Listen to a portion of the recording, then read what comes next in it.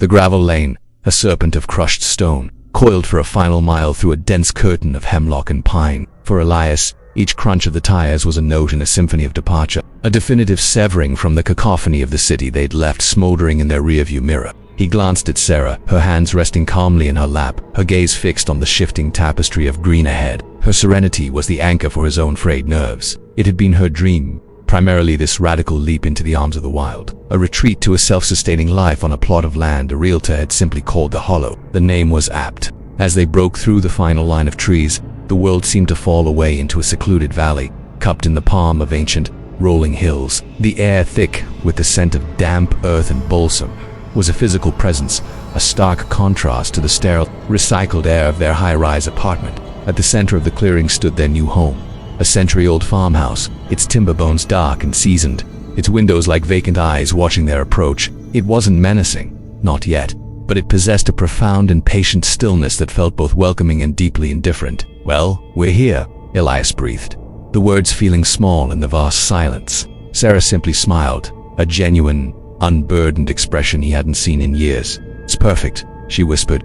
They spent the first week in a whirlwind of unpacking and discovery. The house was a trove of forgotten histories. Old canning jars lined the cellar shelves. A rusted scythe hung on the barn wall, and the faint scent of wood smoke seemed permanently etched into the plaster walls. Their days were governed by the sun, their nights by an ocean of stars unobscured by urban glow. It was everything they had hoped for. The land was generous, offering up spring water so cold and clear it ached in their teeth, and a garden plot whose soil was rich and black. Yet, as the initial euphoria began to settle, Elias started to notice the quiet idiosyncrasies of their new domain. The woods at the edge of the property were preternaturally silent. No birdsong, no chattering squirrels, just a heavy, listening hush that seemed to absorb all sound. Sometimes, a breeze would rustle the leaves on the western side of the house, while the trees on the eastern side remained perfectly still, as if governed by separate weather systems. He tried mentioning it to Sarah, but she would laugh it off. "You're just not used to true quiet, Eli.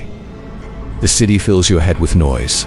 This is what peace sounds like." He wanted to believe her, but a nagging disquiet had taken root. One evening, while tending to the nascent sprouts in their garden, he found a small, intricately woven latticework of twigs and twine lying on the soil, resembling a dream catcher, but with a pattern that felt alien, almost mathematical. He held it up for Sarah to see. "Look at this. Isn't it strange?" She took it, her fingers tracing the complex knots. "Maybe the previous owners left it. It's a kind of welcome charm, I bet." She hung it on a nail by the back door, its strange shape casting a long, distorted shadow in the afternoon sun. That night, Elias was awakened by a sound, a low, resonant hum that seemed to emanate not from any single direction, but from the very ground beneath the house.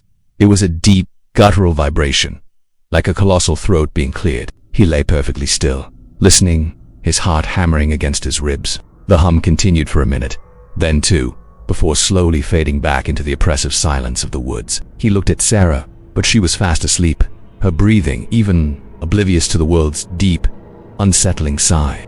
The hum became a recurring feature of their nights, a subterranean pulse that Elias started to anticipate with a knot of dread in his stomach. He tried to record it on his phone, but the microphone only picked up static, a hiss of white noise that made him question his own senses. Sarah remained a fortress of calm denial. "It's the well pump, Eli, or the house settling.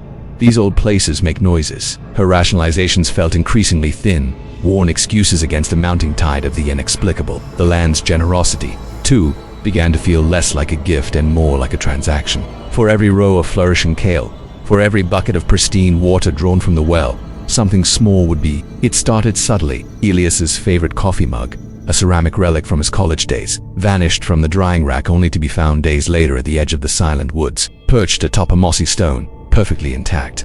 Then Sarah's silver locket, a family heirloom she never took off, disappeared from her neck as she slept. They searched the house for a week, a frantic, desperate hunt that frayed their nerves and seeded suspicion between them. Elias found it nestled in the branches of the gnarled apple tree in the orchard, dangling as if deliberately placed there for him to see. "How is this possible?"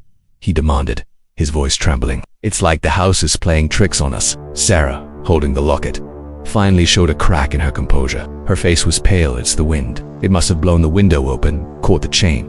But her voice lacked conviction. The incidents grew more personal, more pointed. One afternoon, a copy of the corporate policy manual from Elias's soul-crushing former job appeared on their doorstep, its pages riffled by the wind, despite the book having been thrown in a recycling bin in the city a month prior. In return, the garden yielded a bounty of tomatoes so perfect they looked like wax. The exchange was becoming clearer, a silent, unnerving barter. They were giving up pieces of their past, relics of their former lives, and in return, the homestead provided. The unease began to drive a wedge between them. Elias became obsessive, documenting every strange occurrence in a notebook, trying to find a pattern or logic to the madness. Sarah retreated inward, spending more and more time in the garden, speaking to her plants in low whispers, her back turned to the house. The dream of a shared paradise was souring into two separate, lonely realities. The land was no longer a passive sanctuary. It was an active participant in their lives, a silent partner with its own terms and conditions. The most disturbing event occurred on a moonless night. Elias woke up, not to the familiar hum, but to the distinct sound of a drawer opening and closing in their bedroom. He sat bolt upright, his blood running cold. He could just make out Sarah's shape, standing by their dresser, her back to him. She was methodically taking out his clothes, his old suits, his ties, the starched shirts of his previous life, and folding them into a neat pile. "Sarah, what are you doing?" he whispered into the darkness. She didn't turn. Her voice, when it came, was flat, distant, as if reciting something she'd heard from far away. "We have to give it what it wants," she said softly. "It's only fair. It has to be an even trade." The incident with the clothes marked a turning point. Sarah's calm had been replaced by a strange, unnerving acceptance, a placid devotion to the unspoken rules of the hollow. She spoke of the land as if it were a person, a demanding landlord to be appeased. "It was thirsty today," she'd say, after a day of watering the garden. Or it doesn't like that song, when the radio would inexplicably cut to static. Elias, meanwhile, felt a growing sense of desperation. He was a prisoner in his own utopia, and the only other inmate had begun to sympathize with the warden. His obsession drove him to explore the property's most neglected corners, convinced that the key to understanding lay hidden somewhere on the grounds. In the hayloft of the barn, buried beneath decades of desiccated straw and forgotten tools, he found it a small, leather-bound trunk, stiff with age. The lock crumbled to rust at his touch. Inside was not treasure, but a collection of journals, their pages filled with faded, spidery script. They belonged to a man named Jacob, one of the farm's previous occupants, dating back to the late 19th century. As Elias carefully turned the brittle pages, a chilling narrative began to unfold. Jacob's early entries were filled with the same hopeful optimism Elias had once felt, celebrating the land's fertility and the beauty of his seclusion. But the tone gradually shifted. He wrote of a pervasive loneliness, and then of a presence. "The soil gives, but it also takes."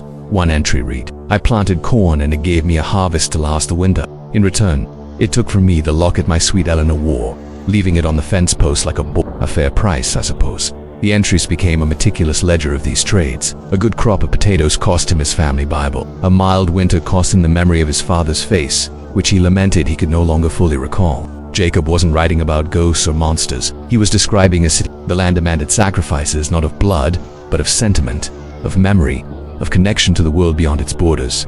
It fed on the past. As Elias read deeper, the writing grew more erratic. Jacob wrote of hearing voices from his old life in the city, taunting echoes carried on the wind. He had described how the woods would rearrange themselves, paths disappearing one day and reappearing the next. "It does not want me to leave," he wrote. "It provides all I need. It asks only for all I am." The final entries were terrifying in their lucidity. Jacob had fully embraced the bargain. He wrote of rituals, of feeding the soil with his old letters, his photographs, anything that tied him to his former self. "I am shedding a dead skin," he wrote on the last page. "Soon I will be clean. I will be of this place, and it will be of me." The quiet is a comfort now.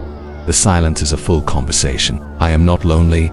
I am home." Elias dropped the journal as if it were burning. He stumbled out of the barn, gasping for air.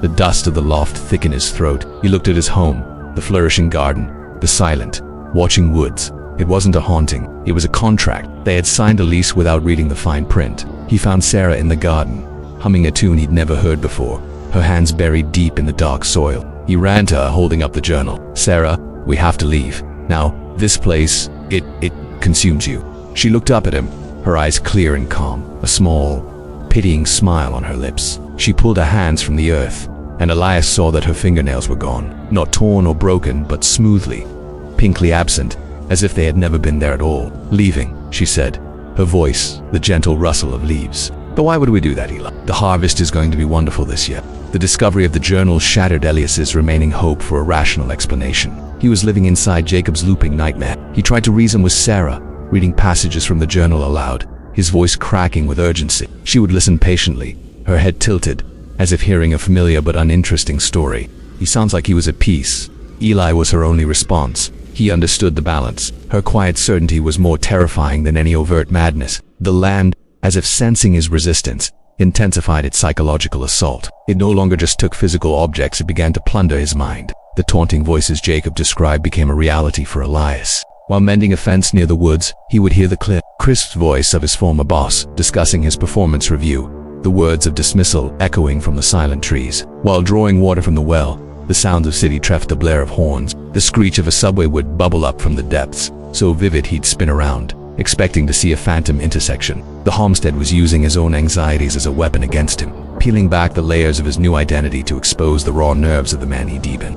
His ambition, his insecurities, his professional failures, the very things he'd fled were now his constant, unseen companions. Sarah, meanwhile, seemed to flourish. She grew leaner, stronger, her skin tanned, her eyes perpetually fixed on the horizon, as if listening to a conversation he couldn't hear. The homestead provided for her in abundance. The apple tree in the orchard, which had been barren, suddenly burst into fragrant blossoms out of season, but the price was becoming steeper. One morning, Elias found her staring at an old photograph of them in the city, a joyful picture from their wedding day. Her expression was one of mild curiosity, of looking at strangers. "I don't remember," as she said, pointing to her own smiling face.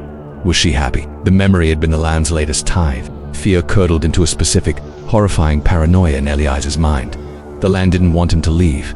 It wanted him to break. It wanted him to become like Sarah, to willingly feed it his past until he was an empty vessel, a simple creature of the soil. The conflict between them reached its peak during a storm that rolled in without warning. Rain lashed against the windows, and wind howled like a grieving animal. The power, their last real link to the outside, flickered and died. They were plunged into darkness, lit only by the strobing flashes of lightning. "It's angry," Sarah said, her voice calm amidst the chaos. "You're upsetting it, Eli. You keep holding on." In the flickering light, Elias saw not his wife, but a stranger. Her face seemed thinner, her features sharper, almost predatory. He backed away from her, his heart pounding. He whispered, "What has this place done to you?" The land answered for her. A brilliant flash of lightning illuminated the room, and for a split second, the walls were gone. Elias saw a vision of his old apartment, the sleek furniture, the sprawling city lights beyond the window. He could smell the stale air, feel the suffocating pressure of his old life. It was a prison, but it was a familiar one. He yearned for it with a desperation that was soul-crushing. Sarah's voice was right beside him, a sibilant whisper in his ear. "It can give you what you want, or it can take everything you are. The choice has always been yours. Give it the man you were, and it will let you be the man you are now. Fight it, and it will take both." In that moment of pure terror, trapped between a past he hated and a present he feared, Elias finally understood. The homestead wasn't a place, it was a stomach, and it was time to digest. The storm broke as suddenly as it had arrived. Dawn crept over the hills, painting the freshly washed world in hues of soft gray and rose. A profound stillness settled over the hollow, deeper than any silence Elias had yet experienced. In the exhausted calm, a decision had been made. A surrender had occurred. He looked at Sarah, truly looked at her, and saw not a monster or a stranger, but his wife, weathered and changed, yet somehow whole. The choice she had presented in the heart of the storm was no choice at all. To fight was to be consumed by the chaos of his own mind, to be haunted by a past he could never reclaim. To surrender was to find peace, albeit a strange and terrible kind of peace. He walked over to the old trunk containing the last vestiges of his former life. His laptop, his degree, a box of old business cards. He picked it up, his movements deliberate, no longer frantic. He carried it out to the garden, where Sarah was waiting. She smiled, a knowing, gentle expression. Together, without a word, they dug a hole in the rich dark earth. They placed the trunk inside, a coffin for a man named Elias who used to work in finance. As they covered it with soil, a sense of profound relief washed over him, a lightness he hadn't felt since they first arrived. He was giving the land the ghost it craved, and in return, it was giving him a home. The following months passed in a tranquil rhythm. The homestead thrived. The uncanny events ceased, replaced by a harmonious and predictable cycle. The land provided, and they tended to it. They were no longer renters, but partners. They spoke little, communicating through shared tasks and comfortable silences, their thoughts intertwined with the rustle of leaves and the slow turning of the seasons. Elias no longer heard the voices of his past. The memories themselves began to fade, their edges blurring, like old photographs left in the sun. He forgot the name of his old company, the feeling of a necktie, the taste of takeout coffee. He was becoming, as Jacob had written, clean. He was of this place, and it was of him. The quiet was a comfort. The silence was a full conversation. They were not lonely. They were home. They were happy. One brilliant autumn afternoon, the air crisp with the promise of a gentle winter. They stood on the porch, watching the leaves fall in a slow, golden cascade. A sound unfamiliar now drifted up from the valley, the crunch of tires on gravel. A dusty car, so out of place in their world, was making its way up the long, winding lane. It pulled to a stop, and a new couple got out. Their faces a mixture of weariness and hopeful excitement as they gazed at the old farmhouse. They looked just as Elias and Sarah had, all those seasons ago. Elias turned to Sarah, a warm, welcoming smile spreading across his face. He felt a sense of purpose, of serene welcome. He put his arm around her, and the words came to his lips, effortless and familiar, as if he had said them 1,000 times before. While he breathed, the words feeling perfectly sized for the vast silence. "We're here